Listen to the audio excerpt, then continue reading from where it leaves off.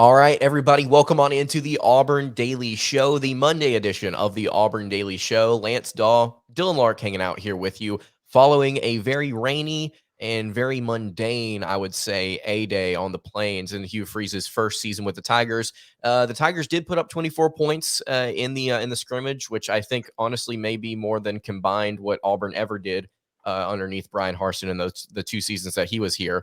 I want to start this off very quickly, Dylan, by saying just an overarching thought about what we saw on the field on Saturday. Sure, it might have been pouring down rain. Sure, it may not have been the most exciting performance from individuals, particularly at the quarterback position, but it was a lot better, in my opinion, than what we saw for those 2 seasons under Arson. Definitely more entertaining than that. I made a joke to Mr. Harrison Tarr about the game, and I said, "This is probably the highest scoring A-Day we've seen in a hot minute. 48 combined points between the two." But overall, it was pretty mundane, pretty basic. We didn't see a lot, but we knew that going into the game that we weren't going to see what they were good at, and I think that shows in who got the ball and who didn't.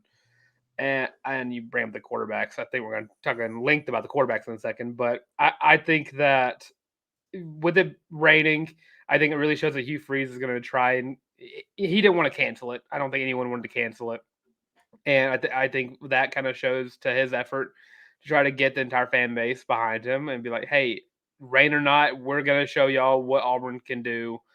And he kind of showed us what Auburn can do, kind of, and what they really can't do right now. So yeah.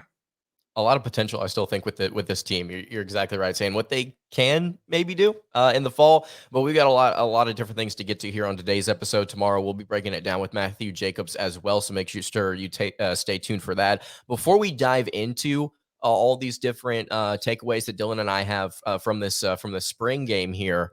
Again, want to reiterate that there was a tie. It was 24 all at the end of it. Defense obviously started with 24 points, so it kind of makes sense there. Alex McPherson hitting the game tying field goal at the very end, if you will, for the offense. But before we get into that, though, just want to remind you guys, if you're listening on podcast, go ahead and follow us wherever you are listening. Give us a 5-star review. Would appreciate that. Also, if you're watching on YouTube, really appreciate you guys over on the YouTube. Please make sure you subscribe to the channel and like the video. That would be very helpful as well. So A-Day takeaways. Dylan, you mentioned it. Let's go ahead and get into it here at the top of the show. The quarterback play in this one, I'm going to be completely honest with you, Dylan. I was not expecting a lot from this, especially considering the weather conditions. Even then, I think that Auburn's quarterbacks were underwhelming in some of the throws that they had opportunities to make. I think overall it was not a good performance, just straight up. None of the quarterbacks really impressed me outside of maybe Holden Garriner. But yeah, the Tigers were not trying to throw the ball a lot on A-Day, and whenever they did have the opportunity to, there just wasn't great execution.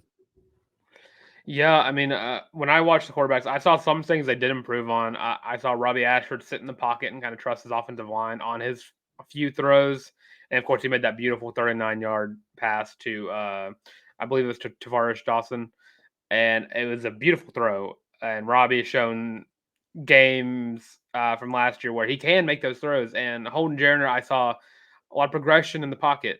He showed that if one guy fell on the ground and he scanned to the other side of the field, and whether or not he got pressured is neither here nor there. But the quarterbacks definitely were a little underwhelming, but that just comes from the fact we didn't get to see him a lot, and it definitely shows Hugh Freeze has that's a tongue twister. Hugh Freeze trusts more to throw the ball, and we saw that with Robbie threw 3 passes, TJ threw 4, and Holden threw 5, and Holden made those check down throws when he needed to. And it seemed like Robbie was just trying to get the ball down the field more to kind of show that he can make those throws, and he can, just not as consistent as probably Hugh Freeze wants to. And we got that from the press conference where he's going to go for the quarterback transfer. And when you watch the A-Day again, if you watch the film, if you're crazy enough to watch it again, yeah, you can't blame him. I don't think the starting quarterback is on roster right now. And right now, if I got to say anything, I would say I think you got to go with Robbie. I think Robbie has more potential as a dual threat quarterback in this RPO type system. And I mean, you got to bring up Robbie's ability to run the ball, and it showed. And I think the refs did a good job of letting him kind of run it out, because last year under the Harsin era, they didn't let the quarterbacks go past the line of scrimmage, and I think that really affected the stats and the offensive progression. Watching that last year's A-Day, but quarterback wise, Robbie and Holden showed that they've improved a little bit over the spring, but not enough to where I can confidently say that they will be the starting quarterbacks in the fall. Very well said. And quarterbacks and the transfer portal is going to be the prime topic of discussion on tomorrow's episode. Probably a prime topic of discussion for us here for the next few weeks as the portal opens back up on April 15th, just 5 days from now. Just kind of talking about how Auburn approached this game. Like you said, we didn't really get to see them throw the ball around a lot. And it looks like Hugh Freeze wants and has said this more consistency out of all of his signal callers on roster, and just flat out, he hasn't gotten it up until this point. The scrimmage that you and I saw last week, last Monday or Tuesday, it might have been the best throwing session I had seen in that media viewing window of them maybe ever. Just flat out, I think it might have been their best ever. And for it to be not even in what I think could be considered a game-like environment, considering the lack of crowd noise and obviously the weather. It was just not anything impressive. Like you said, TJ Finley overthrew a couple of guys. Robbie Ashford had that one completion to Tavares Dawson out of the 3 passes that he threw.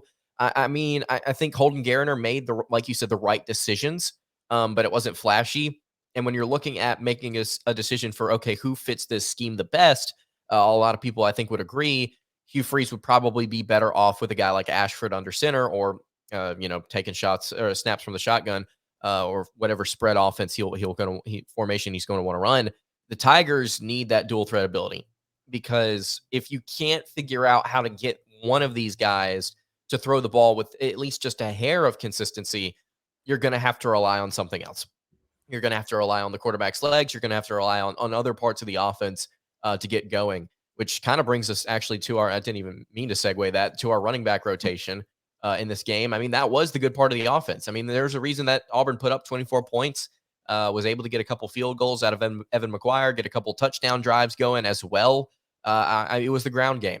We got to see a lot of different backs carry the ball in this one. Sean Jackson led the way with 77 yards on 13 attempts at a long of 16. Jackson, obviously the previous walk-on for the Tigers. And then the second leading rusher in this game was a walk-on, Justin Jones, who had 53 yards and a touchdown. The touchdown actually that helped Auburn tie the game at the right before the very end of it. Damari Alston, 43 yards. Robbie Ashford, 38. Brian Batty, 35. And Jarquez Hunter, 27. TJ Finley also had 18 yards rushing as well.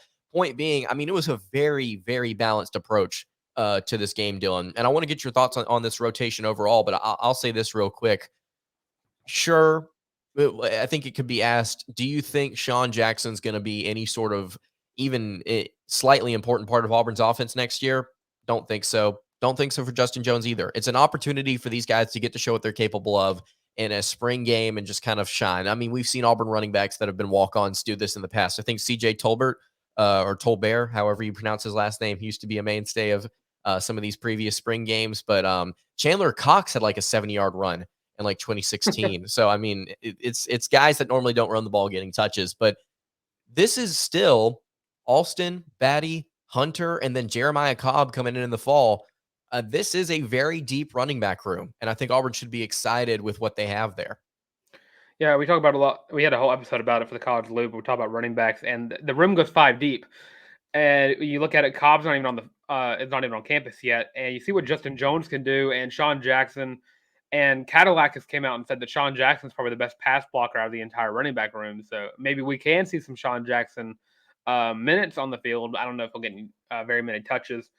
But yeah, the running back room, it goes so deep. And we saw that with the fact that I think every single running back averaged over 5 yards a carry. If not, it was very close to that. My thing, we can talk about. I hope we can talk about it a little bit with the D line. Sean Jackson got a lot of his rushing yards on the third team, and from one of the things I caught, after the first and second defensive line, the third team defense I don't want to say leaves a lot to be desired because they're third team for a reason, but it definitely left a lot to be desired when you talk about how loaded some specific positions are when you get down to that. But Sean Jackson, yeah, great game from him. I think he also was the best running back for last year's 80 as well. I think he's the mainstay 80 MVP. And we see that a lot. There's a lot of guys out there.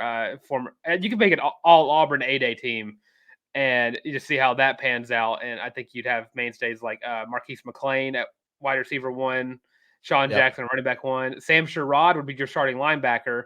Yep. But running backs, I mean, you can't really complain about them.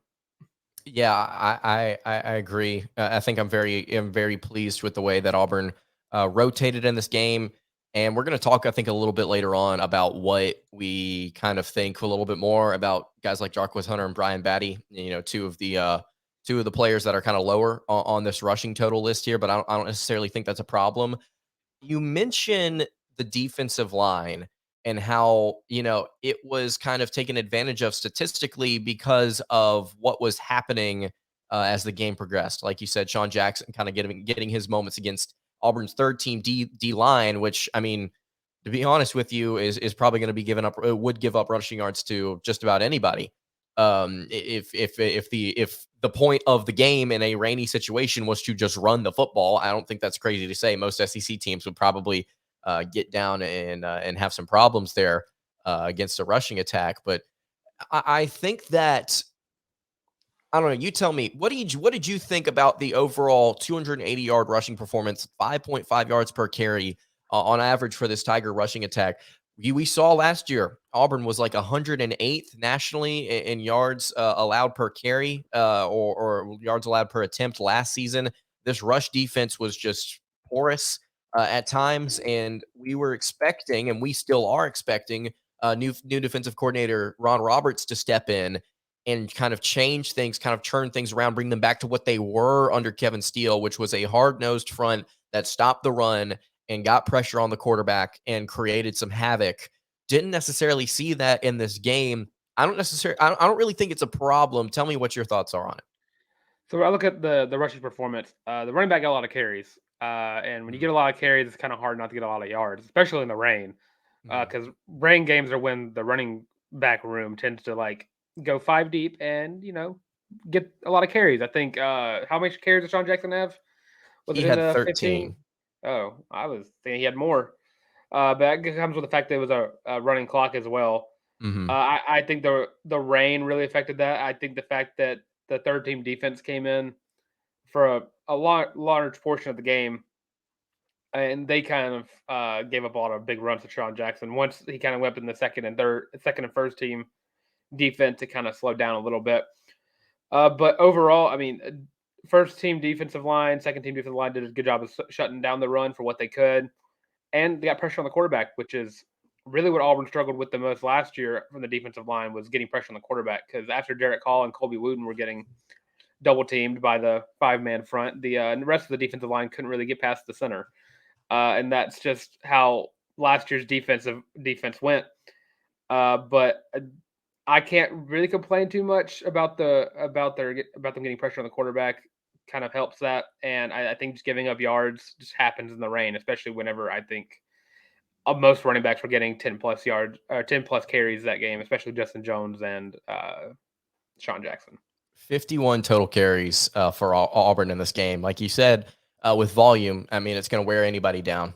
So I don't really think that there's a reason to put that much stock into, what the defensive performance looked like in this game. And to be completely honest with you, I mean, that's kind of what we were talking about heading into this. That's what Hugh Freeze talked about heading into this. It's just not expect a whole lot of not only flashy things to happen during this game, but for a lot of things that Auburn wants to do this fall to actually occur. I want to get to a few other points that you and I have, just takeaways that we have from this game. Before we do that, though, I want to tell you guys about our friends over at Prize Picks. This year, Auburn Daily has partnered with Prize Picks to bring some fun and variety to the picks for 2023.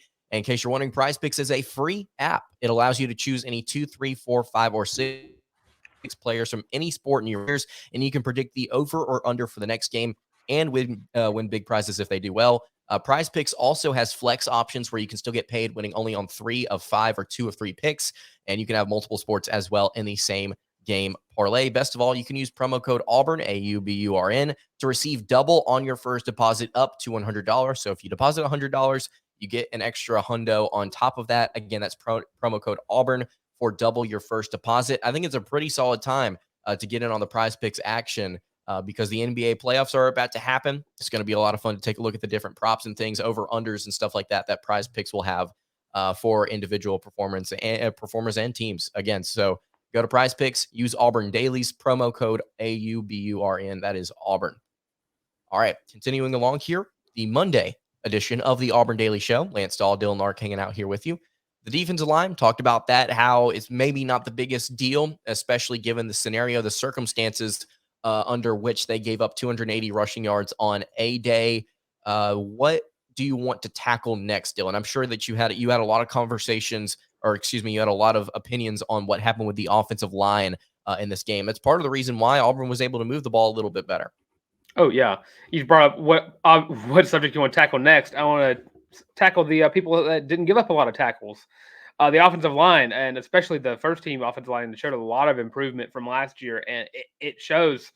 And I believe the start Connor Liu was one of the guys I was really surprised by, moving from center to left guard. And of course, Gunnar Britton has been a guy that I have been praising about ever since he committed to the Tigers. Kind of affected my long-standing hype up comment, talking about he's gonna be the best left tackle since Greg Robinson. So now you need to figure out what the best right tackle since when is when I need to decide now, and I'm sure it won't take me long to find a guy that Gunnar Britton's better than for the past decade, because the offensive line looks good. It looks very good, and I think if the rain had held off for a little bit, we could have seen how good the pass blocking is. Yep. And I mean, it's going to break down a little bit throughout the game, and it's going to happen whenever you're running the ball the entire time. Because as speaking from someone who played offensive line in high school, run block sucks because that's just you having to push a bigger dude in front of you 5+ yards down the field. It sucks. It's annoying, and pass blocking is superior. And sadly, we didn't get to see that. But I mean, when we talked about it, I brought up my MVP for A-Day was Gunnar Britton, just because I think that the offensive line showed the most improvement out of any other position group throughout this offseason so far. Even Hugh Freeze said I'm cautiously optimistic that we're going to have a decent offensive line. And look, I understand that some people may get hyped up at, almost 300 rushing yards, in a scrimmage environment against an Auburn defense that isn't, terrible. But again, I think we need to kind of come back to the situation that this occurred in. I do think, let's be clear, I'm not saying Auburn's offensive line is going to be bad next year. I'm not saying it's not going to improve. I think it's going to be better. And I'm excited about guys like Gunnar Britton. Connor Liu was one of the most impressive things I've seen out of this spring period, just in terms of his jump right into the college game, the praise that Hugh Freeze has given him. This offensive line is going to be decent, like Hugh Freeze said. But do we gain that information from this spring game? I think that we're seeing glimpses. I think we're seeing flashes, but I also want to say here as well, I don't expect Auburn to be running all over teams in 2023. I think it's going to be a little bit of a process. Auburn's got a couple of really tough opponents in the first month of the season. You go on the road to Cal. Justin Wilcox is a defensive-minded coach for the Bears. You go to Texas A&M. That's going to be a tough out, regardless of how bad Jimbo Fisher's offense is playing. And with Bobby Petrino, who knows what that team could look like next season? Freeze and Auburn in their offense and their line have their work cut out for them. I'm excited to see what they did in the spring game, but I'm more eager to see what this team looks like and how they're talking about their offensive line in the fall. So progress is being made. I didn't expect anything else better out of this spring game. I'm not saying that they should have done any differently, but we need to, as a fan base, I think, temper our expectations because of the amount of times it's bitten us in the past. I just keep thinking so much about last year, and I'm just like, man, I'm scared. I'm genuinely scared of anything at this point because I think the offensive line is going to be better. Like, I do think that's going to be better. I just don't know how much better. they're going to be. So Gunnar Britton is going to be solid. Connor Liu, I think it's going to be solid for years to come. But also the Tigers were dealing with some things on the other side of the ball that were just not quite working out. Speaking of, actually, the linebackers, that's something you talked about before we hopped on to record. Didn't look too hot, and that was a room that Hugh Freeze said that he thought he had some depth in. Turns out he does not. Keep it 100% with everybody. Demario Tolan, we talked in. I think we had a few episodes about Demario Tolan, just speaking about how high we were on him, and I think that him being as young as he is, and I don't know what they were coaching him down LSU, but it seems like he is back down to like level 1 linebacker, trying to level back up to being what Auburn fans thought he could be. And with I think Cam Riley was the starter with I forgot who was it, Robert Woodyard. Think Who so. I think Robert Woodyard was the only linebacker I could probably find positives of, because he got tackled. He got tackles in the backfield. But looking at the entire linebacker core as a whole, I mean, first team, second team, and third team did not look good. It looked rough. And when you look up positions that Auburn should be going for in the portal whenever it opens back up on Friday, linebacker is right up there, probably 1B with 1A being quarterbacks. And I think after that, it's just kind of you picking up depth for other positions. But linebacker, you were looking for a starting linebacker in the portal as you were looking for a starting quarterback in the portal as well. The linebackers, it was rough. They didn't get pressure. And I'm sure we got lucky. They got lucky that Auburn did not pass the ball, because the tight ends, Rivaldo Fairweather, would have torn up the linebacker core because they looked lost. Yeah, that would have been a problem. And that's something to keep in mind as we move into the future here with this upcoming season. Just looking at all the other teams that Auburn's going to face off against and what they're doing in that tight end room, because it's not about just what these linebackers are doing, stopping the run at the second level. I do believe Auburn's front seven is going to get better at that under Ron Roberts, but what does Auburn look like stopping some of these more physical pass catchers? Because this is probably a conversation we could have uh, on another episode. We could talk for an hour about it. Schematically, what college football is shaping into. It's not necessarily evolving into something new. It's kind of reverting back to this kind of smash mouth, in your face, more physical style.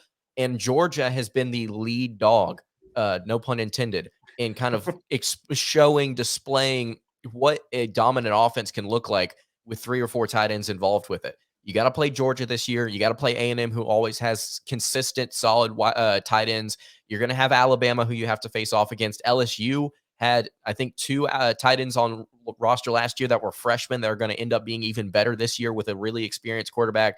I mean, Ole Miss is another team that you're going to have to be looking at as well. I mean, there's been consistency in the evolution, so to speak, over the past few years of teams focusing more on these hybrid types.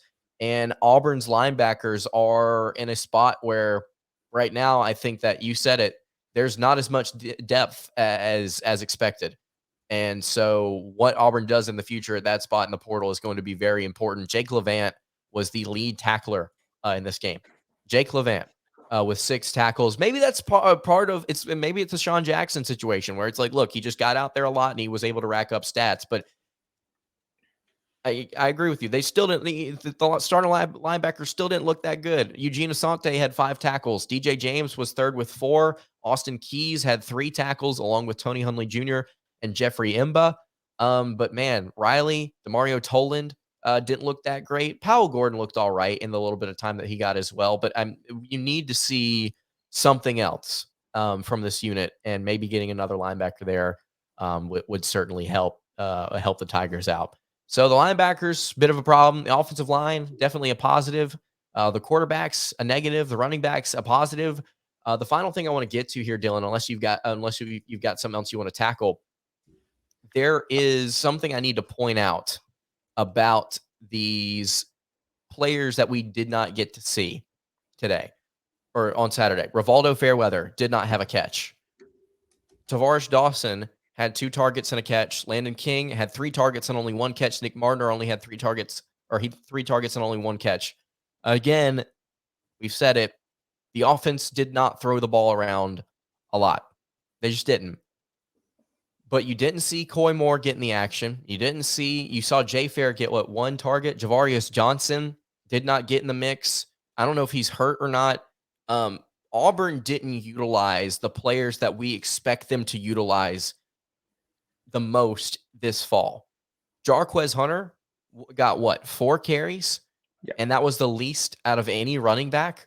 He had 27 yards, had 6.8 yards per carry. I think Auburn in this game, Hugh Freeze said it on Monday, intentionally held back from showing what they think they might be good at this upcoming year. And I think part of that had to do with just keeping it on the ground, controlling the pace of the game a little bit. We've seen this in spring games before. This is not a shock or a revolution. And then not utilizing the skill players that you think are going to be weapons in the upcoming seasons. I think Javarius Johnson and Coy Moore and Rivaldo Fairweather are going to be 3 mainstays of this offense. And maybe Nick Martin is not as much of a potential threat as we think he is. He could be. We don't know what Landon King's going to do this year. We don't know if Tavares Dawson is going to just disappear on this depth chart like he has for 3 years in a row now. And that's not a knock on him. That's just the reality of the situation. But I think that's something that I took away from this, and I'm curious to see if you agree, is I don't think we should freak out about this. I don't think that we should overreact, because at the end of the day, Auburn's not trying to show you what they want to show you in the fall. Yeah, I mean, it doesn't help that it was raining and the quarterbacks were not performing up to par. And you bring up Coy Moore. There's one play that ingrained in my memory from now on, watching that game. I saw a specific quarterback. I don't think I should name who, because if you've heard us talk about this quarterback room, you know who I'm talking about. I saw Coy Moore 12 yards down the field without a single defender within 20 yards of him, and I saw the specific quarterback make a terrible read and throw it into triple coverage and get bailed out by pass interference. But Coy Moore was wide open, waiting for that. But yeah, you bring up the players who we didn't get to see. I mean, Nick Martin had a couple of passes that he didn't come down with. One of them wasn't catchable in the slightest. Landon King had a couple of drops, but I don't know how much of this you can put up to being the rain. But yeah, we went to 8A we went to 8A knowing that we're not going to see what Auburn's good at. And what have we been hearing about a lot this spring? Tight ends, Nick Martin, Coy Moore, Camden Brown have all been the mainstays of what has Auburn been good at this spring. And we didn't get to see him. Same thing with Jarquez Hunter. He's the best running back. He's going to be a top 3 running back in the SEC as we stand right now. And he has plenty of room to go up. So you're not going to see that from the offense, and especially because you don't want anybody to get hurt. You don't want to overutilize somebody. And we saw that with the running back room. Brian Battie only really got most of his snaps from pass catching, and maybe they're wanting to implement him and a little bit more in that. Halfback screens would be beautiful with Brian Battie. Damari Alston got in, showed what he can do for a little bit, and got out. Same thing with the wide receiver room. You're not gonna see a lot for 8A. They don't want anybody to get hurt. It's like, hey, here's a guy that we're proud of from this spring, and gonna show him off just a tad bit, and then get him out the field so they don't get hurt.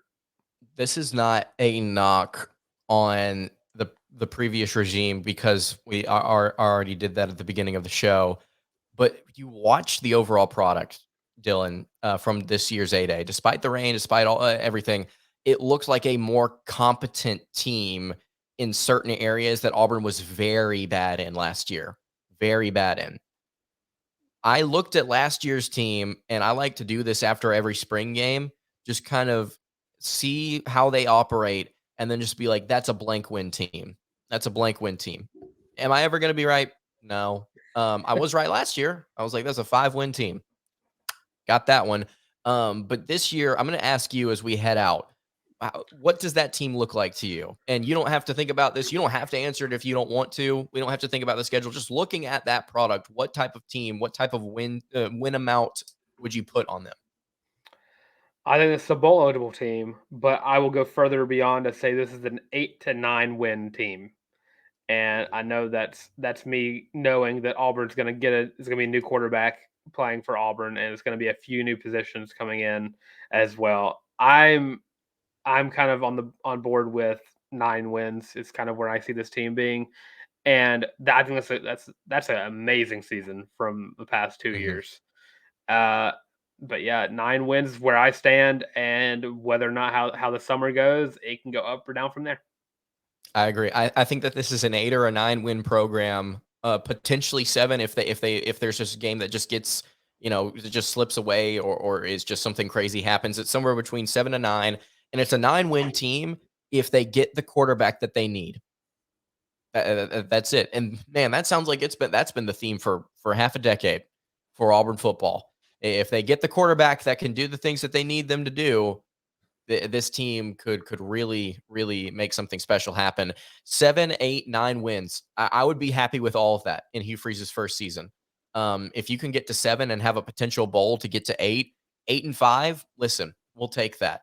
I know that people will be very upset. The irrational ones will be like somewhere between 7 and 8 wins. That'll be like that's Gus Malzahn again. We got Gus Malzahn 2.0. But I think that having some patience with a coach that had experience in the SEC previously is going to be desperately needed for Auburn over these next couple of years with Oklahoma and Texas coming in, with recruiting trying to get back on track.